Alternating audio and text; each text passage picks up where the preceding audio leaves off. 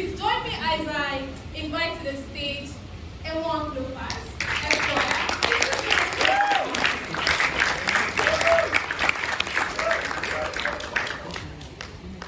Good afternoon, everyone.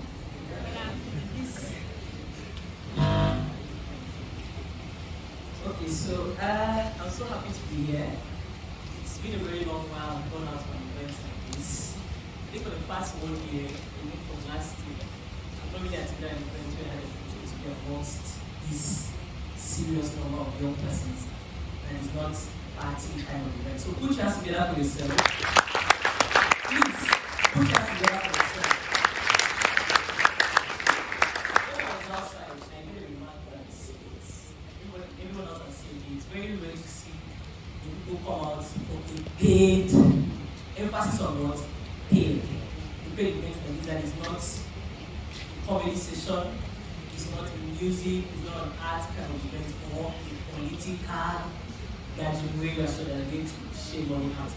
And I'm really, really impressed, and I want to say a big thank you to everyone, especially to Mr. Paul for this picture together for me.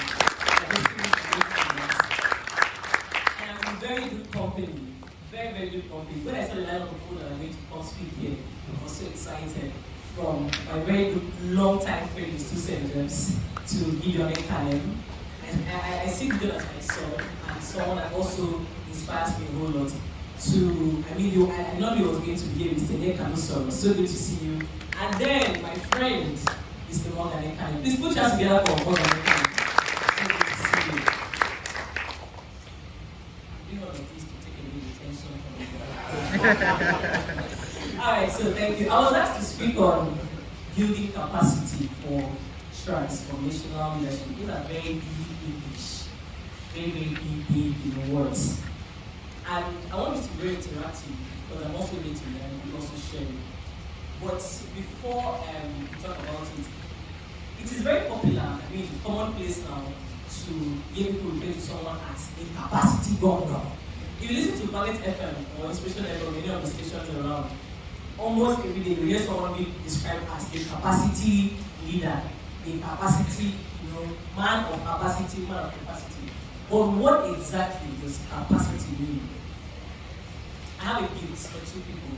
It's a money gift. I like money a lot. It's a money gift. One person is going to tell me what capacity means, and it has to write what I have in my book. So it's a very obvious. And then the second person is going to tell me 2 words. That's one word separately, 2, a different word. It's a very huge money gift. You'll be very surprised at what you're going to get. 2 words that perfectly captures capacity. So if you tell a child or a younger person the meaning of capacity, what are the 2 words? If you can get one correctly, that's very okay by me. 2 words that, when you think of capacity, but the first person has to tell me what he or she understands by capacity. So, do I have takers?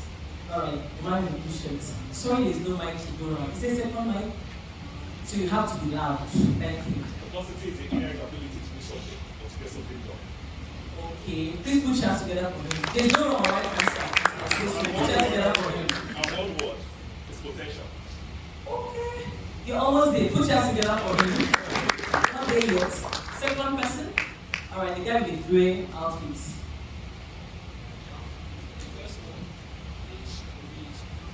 Capability. That's another big word. Ability. Okay, we are almost getting there. It's a very simple word. Okay, the lady with the yellow something. Power. Just that. Okay, you have tried. Please clap for her. Okay, this is very, very interactive. And I'm all for gender balance. Alright, I've seen a lady there. I'm coming to the guys. That's a guy. Oh, okay, yeah. You can try that. What? To hold. Beautiful, but just one. I just need something. You're almost there. Is somebody getting it? Okay. Content. Ah! See, you guys are just, you're settling. Alright, okay, the man with the purple, yes. skill and learning, you've taken us like 2 steps back. Almost like, okay, learning the whites, yes. Almost there. Almost there. Okay, the guy with the blue shirts. Okay, there are 2 blue shirts. The one behind you, I'll get to you, sir. Orange and strength. Orange and strength. Think. Alright, yes, who said? I would say quality. Quality. You're almost there. Everybody is going to answer, I need someone because I cannot go back with what I came with. Alright, the lady with the glasses. Strength, okay. Okay, someone already said that, but that's not it. Okay, the lady here. To own power. Okay, you're almost there. Will. Something like that. Okay, yes. Okay, no, I've already picked you. Okay, you. Yes, you. The video man. Action.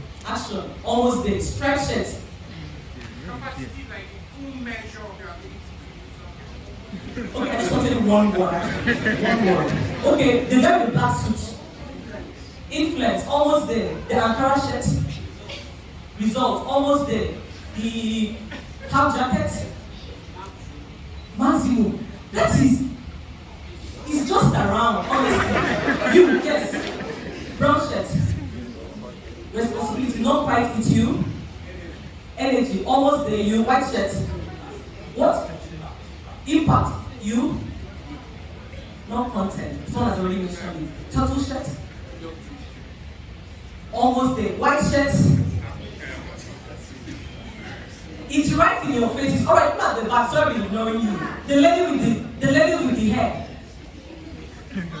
Volume! Someone put your hands together for her. Please. Volume. Capacity, volume. And then there's a second word. So the first gift goes out to her. It's almost around volume.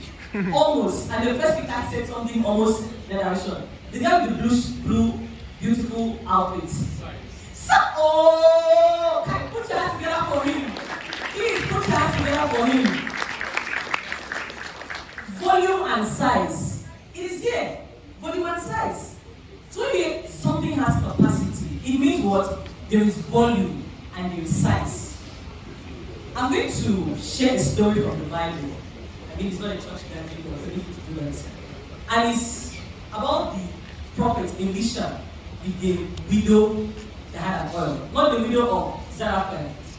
That one is in the first Kings. This one is in the second Kings. I'm going to just run through it. 2 Kings chapter 4, 1-7.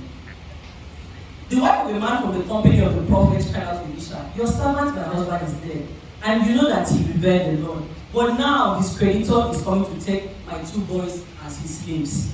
Elisha replied to her, "How can I help you? Tell me, what do you have in your house?"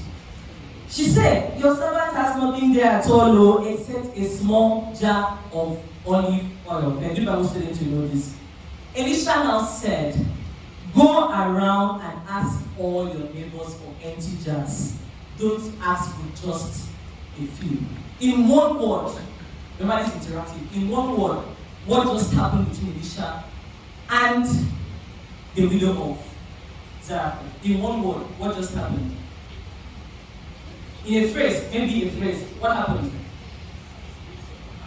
Beautiful. Increasing of what? Capacity building. She has money she needs to pay off. However, owe a lot of people, which is very bad. And now they want to go and take her 2 sons. And Elisha just happened to come by. And he's asking her, "What do you have?" And she says, "I don't really have anything much, but I have what? A small jar." A miracle is about to come out from this. And he said, "You know what? Go and ask your neighbors and everyone around you to give you their what? Their vessels. So that when you come out, what happens? You will take the small oil that you had and pour. While she's pouring, what happens? That oil is only going to fill the number of containers that she has available. So once she does not have any more container, it ceases. Capacity building. That's what I'm asked to talk about. There was no way the widow's oil would have multiplied if she did not expand her capacity. We are talking about transformational leadership, not just the ordinary kind of leadership, not just the he's a good leader, not just the he's a leader, not just my leader. We're talking about leadership that changes people's lives, actual lives, not on paper, but in everyday living. That means that you need to do what? Expand your volume. Your size has to carry what you want to change. So my friend made a joke. He said something like, now waiting big, when this James was playing the Indian boy, he said, now waiting big pass me. So for you to move from that career of leadership to what we call transformational leadership, your content, because I said content was also right, your content, your volume has to expand to match up what you want to do. And you can do it. You can do it. What this just says is that you have the ability to improve upon yourself. It's like stretching your band. On a closer look, it's just there. But you can stretch it to what? Any size you want it to go until it says no more. It means that we have a stretching ability. It means that we can expand for us to be able to take leadership from just the ordinary kind of leadership to a transformational kind. And how do you build capacity? How do you build this capacity? How do you get to expand your volume? How does your size become enlarged? How do you increase your size? The very first thing that I wrote here is, you must ask yourself, what do I lack? What are my limitations? And this is going to require honesty. It's going to require what? Honesty. My friend here was the faculty president in the University of Uyo, and when you want to become a faculty president, the first thing any person will ask you is, do you have a CGPA to contest? So you might be very energetic, you might have a passion, but if your results are not as what is required, you are already disqualified. So that means that I want to be a leader. What do I lack? What does that office need, and what do I lack currently? What do I lack? And we need to come to a place of honesty. For instance, I'm not a good public speaker. What do you need to do next? What are you going to do next? Do what? Develop yourself to the point you can. Beautiful. You need to identify your limitations. And that's why I like that woman. She was not modest at all about her lack. She did not say, oh, I am. People go to the hospital, doctor is talking to African doctors, and they say, what is wrong with you? You say, I am strong. So why are you here if you are strong? Why are you in the hospital if you are strong? You know, it's faith speak, but it's not realistic. And the doctor cannot help you if you don't tell them exactly what it is that is wrong with you. It's the same thing with us. So I want to build it out. What do I lack? What are my limitations? Am I a good communicator? Can I speak well? Is it going to be physical changes? You identify your limitations. Second, after you identify what you lack and what you need, you go what I call gathering. Gathering the skills, the knowledge, whatever it is that you lack. So you have to identify your limitation first and then go gathering. The third thing you are going to do is, after you gather, you start implementing it. And this is where a lot of us get it wrong. Like I was telling my friend, I'm very, very tired of coming for the event where people have to speak, and then they go back, there's no actual change. Some persons have all the knowledge in the world. They've sat under amazing speakers. Some persons have made John Maxwell himself personally. Some persons have been tutored by the best of minds. But still, they don't act on what they know. That one might have gotten the jazz, come and kept it in their house and like, okay, let it just be there. But she acted on it. She started pouring the oil into all of it. And she got enough that was able to pay off the debts that her husband was owing, and she had her 2 sons free. So after you identify your lack, then you go gathering, you have to implement what you've been taught and what you are learning. We are all leaders in our different spheres. I mean, it sounds very cliche, but that's the truth. Whether it's at workplace, whether it's in your office, whether it's in the church, we hold some, even if it is the scale differs, but you hold some measure of influence over someone else. That's the truth. It can be one person, it can be 2 people, it can be 3, it can be 1,000, but you hold some measure of influence. You need to start leading. You need to start doing what? Leading. Taking actions. Being responsible, like the second speaker said. Something that amazes me with you, so I don't know if you guys know those 2 boys. I observe things a whole lot. I observe things a whole lot. There are these 2 guys, and I got to find out that they were brothers last year. For some reason, I think it's from misuse of drugs. They became mentally unstable. One of them controls the traffic at Manipa. How many of you know that traffic? Have you seen that guy before? Have you seen that guy before? Then the second one, I have not seen that one in recent times, and I should really find out where that guy is. Used to be at that new high school junction to control traffic, especially when school was in session. So they're about to come from the housing, or one street into a room. The guy used to be there. Now, what have these guys done? In one word, please. What have they done? Responsibility. That guy is mad though. In very simple English, he's not okay in the head. But he understands that, look, there is chaos happening. And I'm going to do what? So you see, what they have seen, one of the, I don't know, I think it's the governor's phone, but they come from the Meridian. They came and stopped there. If you try to move, that guy is going to carry that stick and hit you. And because it's not okay in the head, you have no option but to do what? Wait. And he's helping our lives. He's taking initiative. That guy is a leader. That's simple. He's a leader. He's leading. He doesn't need a fancy title or some, doesn't want controller of traffic before you know all this. He's doing a simple work of organization. He's taking an initiative. We can all come to these things and learn, you understand, fancifully. But if you don't act on it, it is all a waste. And time is going. You can also see what's happening in Nigeria. I'm not a messenger of doom. I'm the most optimistic person that you will see on this earth. But what is happening in Nigeria should scare us. A very simple thing of leadership.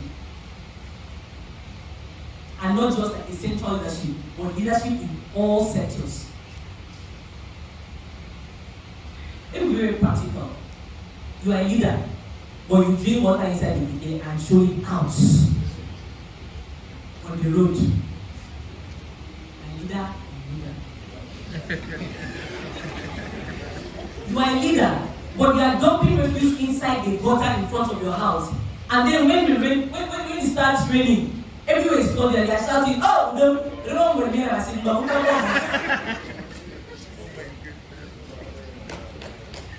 you are a leader and you flout rules. And it takes only one person to do a thing, others will follow. When that guy comes out in the evening, when there's an opportunity to see him stand up from where he drinks his gogoro and stand up to start, you know that everybody is still struggling. Once that guy stands up, just the way he looks at you and looks at you, everybody falls into line and they start passing. It takes only one person to take the lead and everything else falls into place. One person. And who is that one person? When I was in the University of New York, I did not have the intention of contesting for anything in the hostel. I don't know if you guys know what they call the hall reps. So I was just there on my bed, and I used to be so pissed about how many things. Complaints. And a roommate of mine that used to know me just said, even what you complain about, why don't you just go and contest in this thing and go for the dinner? I said, no. The elections were like in 3 or 4 days, and one of my friends was contesting for the position of the hall, and I knew that she was not going to do anything because she used to say it. So I stood up in my bed and told my roommate there and then, I want to contest for hall rep. I mean, it's a very odd thing to contest for. I have held various positions in the faculty, so hall rep was like the oddest of them all. But it was a need that drove me. So I stood up and after my friends had accepted, okay, well, we are going to support you. I went to the next room. And I think I'm going to contest for the hall rep. Like, are you serious? You consider voting you. So, and I said, okay, if I can have at least 10, 15 people that are showing me enthusiastic support, I would actually go and submit my names. And I did. It was like a play thing. But you know what pushed me to contest for the position of hall rep? What I was complaining about was because the hostel was always on Kent. It was always so dirty. And then the student affairs then was not giving the supplies that the cleaners should clean.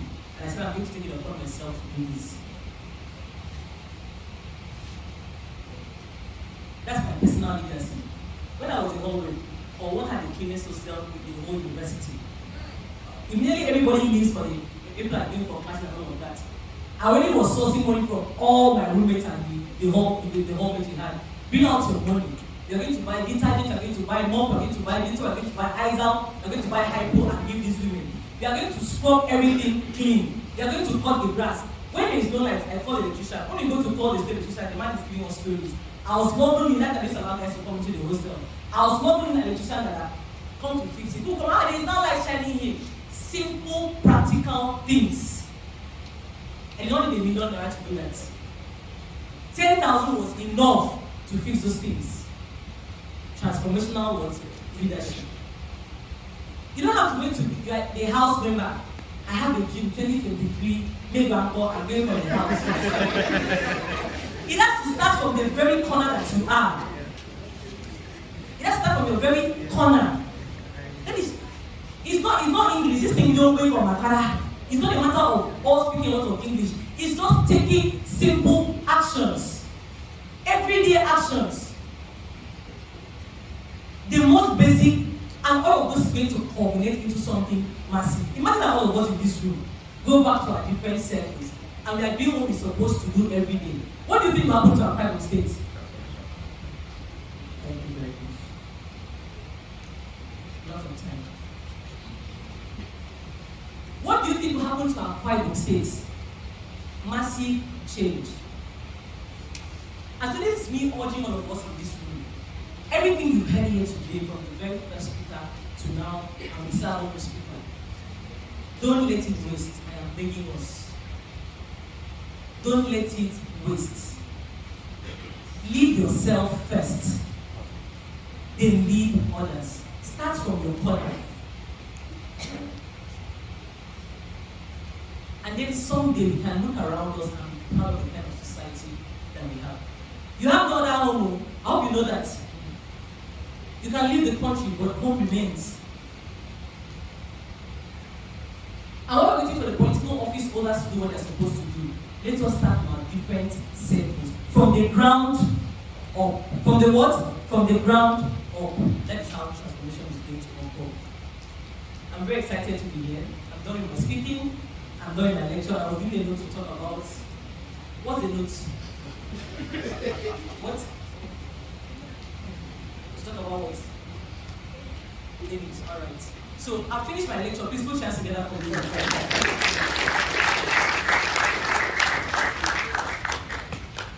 So I came here on two capacities. One as a speaker and the second as a representative of the brand and building. Okay, so once again, my name is Enwongo Cleopas. I am a lawyer and I'm also a businesswoman. I currently run a business called The Names Delight You. Have you ever heard about it? Yeah. Thank you very much. What do? We're a food brand, we're a food company. And we are building ourselves to be the first indigenous food company that will have its legs outside the shores of Nigeria. So a very little bragging rights. A very little bragging rights. My product that we are building is the first aquarium product that we have in shelves all over the country, made in aquarium outside the country.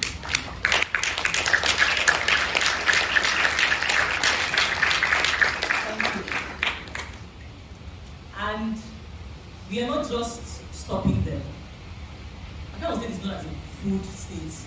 When we think about food, we think about pride of state. And it bothered myself and my husband that we don't have anything that we're selling from here out. And even if we have, it's not branded in a way that is in shelves around the country. And so we took a leap of faith. That was last year, 2020. We used to just do it small. We decided that it was time for us to expand. And then the lockdown gave us an opportunity, and then we started building and building outside. You can find us in Lagos, you can find us in Abuja, you can find us in about 10 states now. We want to be a South proper. We are going to the North very soon once stability comes to the North. So this is me thanking all of you that are here who have supported me and supported our brand. Thank you for buying from us. Thank you for drinking my yogurts. I would have brought some here, but next time I'm going to make sure that I give some to Paula for the Young Leaders Conference. So thank you so much for having me, and God bless you. Really impressed, you understand? Seeing young persons come out in this number for a paid event is really inspiring. And a paid event that doesn't have to deal with entertainment. Yeah, absolutely, you get it. That's just it. So it gives me a lot of hope, and I'm high on the energy from inside. They've been very interesting conversations already, and it's a pointer that we actually mean business in what we're doing.